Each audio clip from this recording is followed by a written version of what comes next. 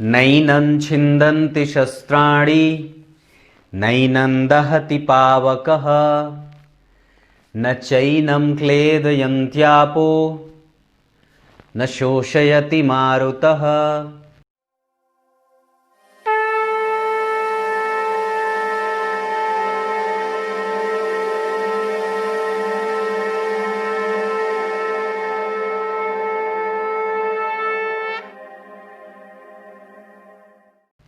प्रिय दर्शकों नमस्कार, एक बार फिर से उपस्थित हूं आप सबके सामने। आज मंगलवार में उस विषय को लेकर के आया हूं जहां पे आप लोगों ने कल के विषय में कुछ कही थी कि बात समझ में नहीं आई है। आइए समझा देता हूं। देखिए, एक बात बताता हूं, प्रत्येक कुंडली शेयर सट्टेबाजी के लिए नहीं होती है और प्रत्येक जातक उसमें पैसे लगाना सही भी नहीं समझता है।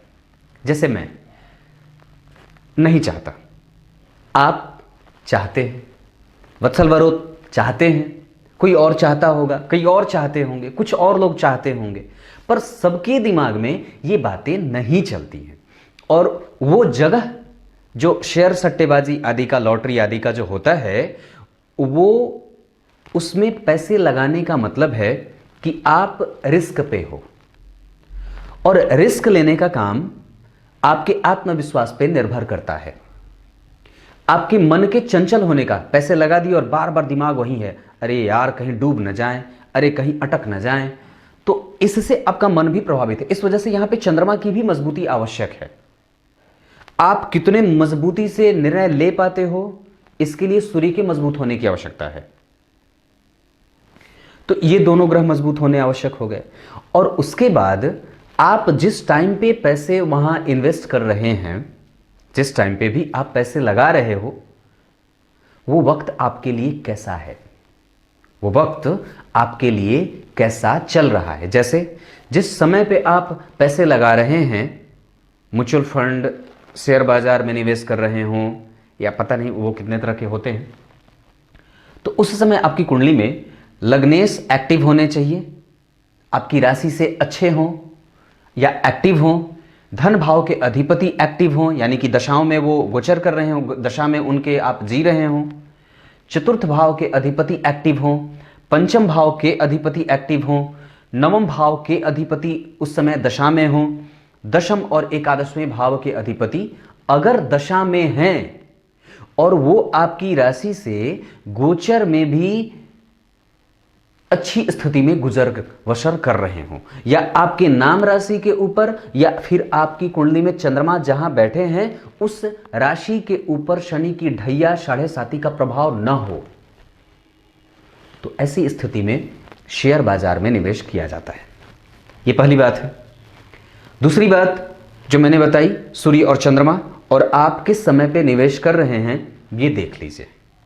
और उसके लिए ये जब चीजें देख लेते हैं तो नक्षत्र आदि का भी ध्यान जरूर कर लेना चाहिए कि नक्षत्र का बलाबल आपके साथ कितना है, कौन से नक्षत्र में। अब ये प्रत्येक कुंडली के लिए अलग अलग चीजें होती हैं और प्रत्येक कुंडली शेयर बाजार में निवेश करने के लिए होती भी नहीं है। अब जैसे मैं एक कुंडली लेकर के आया हूं, यहां देखिए, ये सिंह लग्न की कुंडली है। अगर इस तरीके की स्थितियां बन रही हो तो निसंदेह आप शेयर बाजार आदि में निवेश कर सकते हैं। जैसे पहली शर्त, कल के ही कार्यक्रम को मैं रिपीट करके आपको अच्छे से समझाने का प्रयास कर रहा हूं। लग्न के अधिपति यहां कहां बैठे हैं, सूर्य होते हैं लग्न के अधिपति, और जा करके वो जन्म कुंडली में बैठे हैं, देखिए लाभ भाव में, लाभ है इसके साथ, यानी कि लग्न के अधिपति किसी अच्छे भाव के अधिपति के साथ बैठे होने चाहिए। उस भाव का अधिपति या तो वही हो या फिर सूर्य बेहतर स्थिति में बन रहे हों, यानी कि वो यहां पे अगर बुध के साथ बैठे हैं तो अपने राशि में वो जहां पे बैठे हैं उस राशि के अधिपति के साथ बैठने के कारण उनको एक अतिरिक्त बल मिलेगा, और साथ ही साथ वो वहां पे अति विशिष्ट कारक भी होते हैं। वो लाभ भाव है, लग्न के अधिपति का लाभ में जाना अच्छा माना जाता है और अच्छा होता भी है, और साथ ही साथ उस पे भाग्य भाव के अधिपति मंगल जो नवम भाव के अधिपति होकर के त्रिकोण में बैठे हैं और वापस लग्नेश पे उनकी दृष्टि है, जो कि शेयर सट्टेबाजी आदि का भाव होता है। पंचम भाव में भी लाभेश का जाना और लाभ के अधिपति का पंचम में जाना, भाग्य भाव के अधिपति का लग्नेश को देख लेना, ये स्थितियां कुंडली में लग्न के अधिपति को ठीक कर रही हैं। ये पहली बात है। अब दूसरी बात जो देखनी है कि गुरु की स्थिति जन्म कुंडली में कैसी है। जन्म कुंडली में अगर विचार करें तो गुरु देखिए मित्र की राशि में बैठे हैं और वो परिवर्तन राजयोग भी बना रहे हैं, क्योंकि भाग्य भाव के अधिपति होते हैं मंगल, वो गुरु की मूल त्रिकोण राशि में, और पंचम भाव के अधिपति होते हैं यानी कि दूसरा त्रिकोण जो है यहां के अधिपति गुरु होते हैं, वो मंगल की राशि में। ये दोनों परिवर्तन राजयोग भी बना रहे हैं, यानी कि कुंडली में पहले तो सूर्य की स्थिति ठीक रही, वो राशि के अधिपति के साथ लाभ भाव में बैठे, ये ठीक बात है। पंचम भाव के अधिपति का नवम भाव के अधिपति के साथ जाकर के संबंध बनाना, ये कुंडली के दोनों त्रिकोणों को मजबूत कर रहा है। ये 3 स्थितियां बन गई। अब जरा विचार करिए तो जन्म कुंडली में चंद्रमा शनि की राशि में बैठे हैं, और वो शनि के साथ अगर देखते हैं तो शनि आपकी कुंडली में जाकर के कहां बैठे हैं, स्वग्रही होकर के प्रतियोगिता भाव में। तो ये स्थिति भी एक अच्छी स्थितियों को दिखा रही है, जहां पे आपकी कुंडली में लाभेश लाभ में भाग्य भाव का अधिपति परिवर्तन, शुक्र स्वग्रही होकर के बैठे हो, या शुक्र अगर कमजोर नहीं है कुंडली में तो ये अच्छी बात है। जन्म कुंडली के केंद्र में 2 शुभ ग्रह, जहां शुक्र और चंद्रमा की स्थिति बन रही है, और साथ ही साथ राहु और केतु, अथाह धन का मालिक केतु अष्टम भाव में बना सकते हैं, और कई बार व्यक्ति को शेयर सट्टेबाजी लॉटरी आदि में लाभ देते हैं। और उसके बाद एक बात और बताता हूं, जन्म कुंडली में अष्टम भाव के अधिपति का मजबूत होना भी अत्यंत आवश्यक होता है। और यहां पे जो चंद्रमा है वो जरा गौर करिए तो शनि और केतु के पाप कर्त्री में फंस रहे हैं, पर वो जन्म कुंडली में केतु जो है वो शुभ ग्रह की राशि में बैठे हैं, इस वजह से वो, और अष्टम भाव में केतु को कारकत्व की प्राप्ति होती है, इस वजह से वो कहीं ना कहीं उसको प्रभाव में कमजोर नहीं करेंगे। अब ये अलग बात है कि यहां पे दाम्पत्य कमजोर हो सकता है, जो कि एक अलग बात होगी। पर अगर हम चर्चा चंद्रमा की स्थिति की करें तो अगर आपकी कुंडली में चंद्रमा शुक्ल पक्ष की अष्टमी तिथि से लेकर के कृष्ण पक्ष की सप्तमी तिथि के बीच में है, तो ऐसी स्थिति में वो शुभ ग्रह बनेंगे, और वो यहां पे किसी भी प्रकार के पापक प्रभाव में नहीं है। अलग बात है कि ये जो मैंने दाम्पत्य वाली बात बताई उसके लिए ये प्रभावित उनको कर सकते हैं। अब इसके बाद 2-3 बात और बताता हूं। जन्म कुंडली में लग्न के ऊपर क्या किसी शुभ ग्रह का असर है, तो जरा विचार करिए। जन्म कुंडली में पंचम भाव के अधिपति जो शेयर सट्टेबाजी लॉटरी आदि का होता है, वो भाग्य भाव में परिवर्तन योग बना करके जन्म कुंडली के लग्न को देख रहा है, जो कि उसके मित्र की राशि है, और साथ ही साथ जो लग्नेश है उसके साथ संबंध उनके तृतीय एकादशवें के बन रहे हैं। यानी कि व्यक्ति की कुंडली में जब गुरु में सूर्य चल रहे हों, मंगल में सूर्य या बुध चल रहे हों, सूर्य में मंगल चल रहे हों अंतर में, या सूर्य में गुरु चल रहे हों, या गुरु में बुध चल रहे हों, या फिर बुध में मंगल चल रहे हों, या फिर शनि में बुध चल रहे हों, या शनि में मंगल चल रहे हों, या शनि में गुरु चल रहे हों, या शनि में सूर्य चल रहे हों, तो भी ये स्थितियां व्यक्ति के लिए, निवेश के लिए सही हो सकती हैं। इसको मैं आपको कागज पे समझा देता हूं, अच्छे से समझा देता हूं बोर्ड पे, कि जन्म कुंडली में जब कौन कौन से भाव महादशा में अंतरदशा में हो तो आप निवेश कर सकते हैं।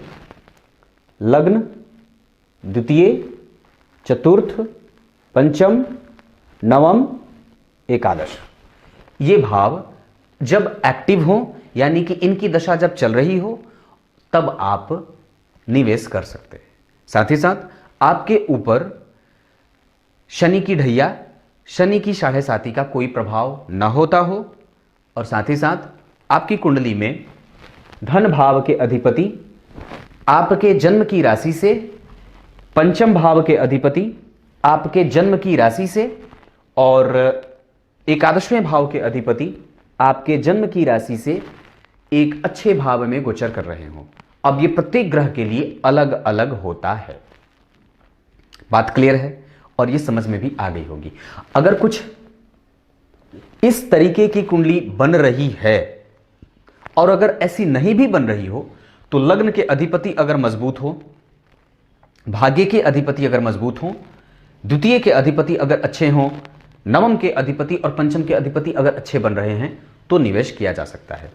और कल बताऊंगा कि कब निवेश नहीं करना चाहिए, मतलब कब आपको इन सब क्षेत्रों से अपने आप को बचा करके रखना चाहिए।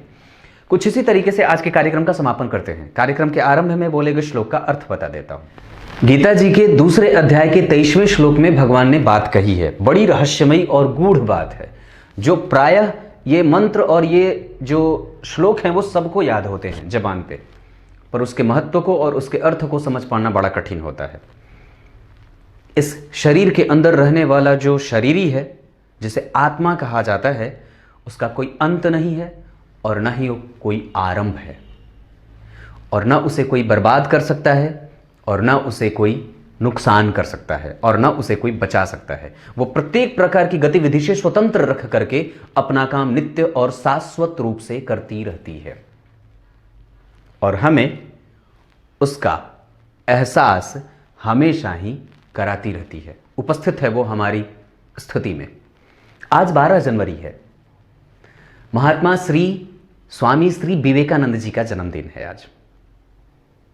और एक बात कहता हूं, दरअसल मैंने उनके बारे में जितनी भी चीजें पढ़ी हैं और जितना भी उनके बारे में जानता हूं, या जो भी उनकी जो कृतियां हैं, मैंने जो भी पढ़ी हैं, उसमें एक ही बात समझ में आती है, उनके जैसा ना तो कोई हुआ है और ना कोई हो सकता है। मैंने अपने कुंडली विश्लेषण के कार्यक्रम में सबसे पहले उनकी ही कुंडली दिखाई थी, धनु लग्न और कन्या राशि, और इत्तेफाकन मैं ये बात समझता हूं कि बड़ी अजीब कुंडली थी उनकी। तो एक बात कहता हूं कि जब भी मैं उन्हें याद करता हूं, मन रोमांचित हो जाता है, रोम रोम बिल्कुल पुरुषार्थ से जागृत हो जाते हैं, और जब भी उन्हें याद करता हूं तो नेत्र तो क्रमशः भर ही जाते हैं, क्योंकि उनके जैसा तो कोई था नहीं और ना कभी कोई हो सकता है। वो ब्रह्म की एक ऐसी कृति थी जो अतुलनीय थी, और वो इतने प्रेरणा से भरे हुए हैं हमारे समाज के लिए, हमारे युवाओं के लिए, और युवा ही क्या, दुनिया का प्रत्येक व्यक्ति उनसे कुछ न कुछ सीख ही सकता है, कुछ क्या बहुत ज़्यादा। उनके जीवन के प्रत्येक पहलुओं का अध्ययन करने में वर्षों बीत जाएंगे, और जो उनकी स्थिति थी हमारे लिए। इसलिए मैं एक बात कहता हूँ, आप सभी लोगों से, प्रत्येक व्यक्ति जो भी मेरा कार्यक्रम देख रहा है, अपने विचारों में उनके विचारों को समाहित करिए, अपने घर में उनको जगह दीजिए, अपने क्रियाकलापों में उनको और उनकी उपस्थिति को दर्ज कराइए, और उनके संस्कारों का अपने जीवन में जरूर ही रखना आवश्यक है, क्योंकि हम भटक रहे हैं और वो हमें बांध देते हैं, वो बांध की तरह बांध देते हैं। तो उनकी स्थिति को अपने जीवन में उतारना अत्यंत आवश्यक है। वो एकमात्र ऐसा व्यक्ति जिसने क्या नहीं किया था हमारे देश और हमारे समाज के लिए, बहुत सारी चीज़ें की थी उन्होंने, और उनका याद करना आज के लिए ही नहीं, प्रत्येक दिन और प्रत्येक पल के लिए बड़ा आवश्यक हो जाता है, विशेषतया तब जब हम नित्य प्रतिदिन मरने को प्राप्त हो रहे हों अपने क्रिया से और क्रियाकलापों से। तब तक के लिए इजाजत दीजिए, कल एक बार फिर से उपस्थित होंगे आप सबके सामने। बहुत बहुत नमस्कार।